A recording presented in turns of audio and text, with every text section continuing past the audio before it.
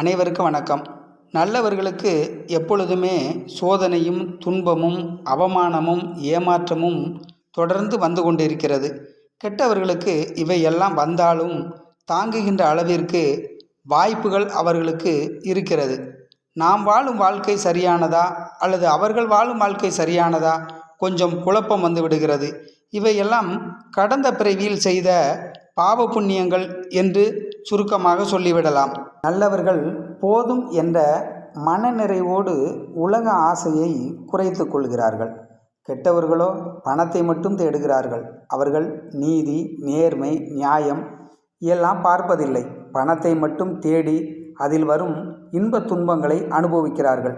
நல்லவர்களோ கெட்டவர்களோ ஆழ் மனதில் உருவாகும் எண்ணம், உருவாக்கிய எண்ணம் நடக்கும்.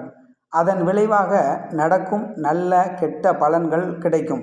ஆனால் ஆழ்மனதில் நினைத்தது நடக்கும். நல்லவர்கள் பணம் வரும் வழியை கூட நேர்மையாக வர வேண்டும் என்று நினைப்பார்கள். கெட்டவர்கள் அப்படி அல்ல.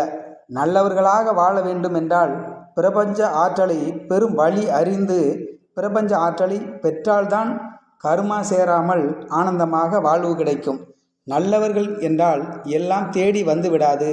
பிரபஞ்ச ஆற்றலை பெறவும் பொருளாதாரத்தை வேண்டினால்தான் கிடைக்கும்.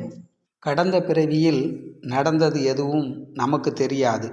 கெட்டவர்கள் கடந்த பிறவியில் செய்த புண்ணிய பலனை இந்த பிறவியில் நல்லவிதமாக பயன்படுத்தாமல் தவறாக பயன்படுத்துகிறார்கள். அதனால் அவர்கள் கெட்டவர்களாக நமக்கு தெரிகிறது. இந்த உலகில் எதை செய்கிறோமோ, எதை நினைக்கின்றோமோ அது நமக்கே திரும்ப வந்துவிடும் என்பதை மறந்துவிடக்கூடாது. மாயையான இந்த உலகில் கிடைக்கக்கூடிய சந்தோஷம் 1% தான். இறைநிலையை அறிந்து உணர்ந்தால் 1000 மடங்கு பேரானந்தம் கிடைக்கும். பேரானந்தத்தை நாம் அனுபவிக்காததால் உலக வாழ்க்கை மிகப்பெரிய சந்தோஷமாக நமக்கு தெரிகிறது.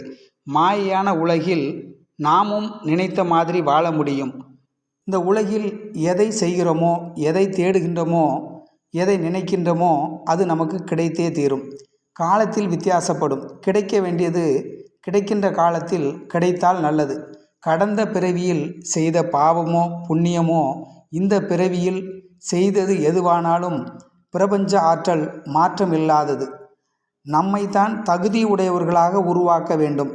பிரபஞ்ச ஆற்றலை பெறுவதற்கு நாம் தகுதியுடையவர்களாக மாறி அதனை பெற்று ஆனந்தமாக வாழ ஒரு எளிய பயிற்சி. தினமும் அதிகாலை 4 மணிக்கு எழுந்து காலை கடன்களை முடித்துவிட்டு குறைந்தது 40 நிமிடங்கள் நீங்கள் இந்த தவத்தை செய்து வர வேண்டும். ஒரு விரிப்பின் மீது அமர்ந்து கொள்ளலாம். உங்களது 2 கண்களின் கருவிழி பகுதியை கவனிக்க துவங்குங்கள். கண்களை மூடக்கூடாது. கண்களை திறந்து கொண்டு கருவிழியின் மைய பகுதியை கவனிக்க துவங்கினால் விரைவில் உங்களது தலைவிதி மாற்றப்பட்டு நினைத்ததெல்லாம் நடக்க ஆரம்பிக்கும். அனைவருக்கும் வணக்கம். நன்றி. மீண்டும் சந்திப்போம்.